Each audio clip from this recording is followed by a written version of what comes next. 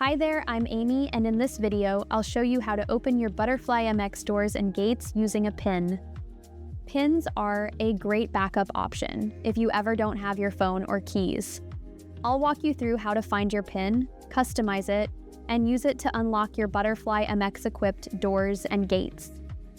Before we begin, make sure you've downloaded the ButterflyMX mobile app and are signed into your account. Let's start by finding your pin. Open the app and tap Account in the bottom right corner. Then tap My Pin.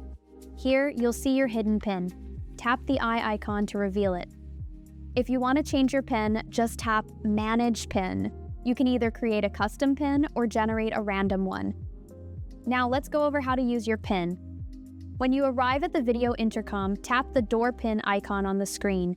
Enter your 6-digit pin and hit Enter. You'll then hear a chime and see a door open message.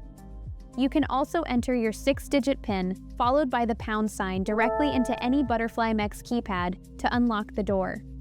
And that's it. Now you have another quick and easy way to access your property whenever you need it. If you found this video helpful, give it a thumbs up and subscribe to our channel for more tips on getting the most out of ButterflyMX. Thanks for watching.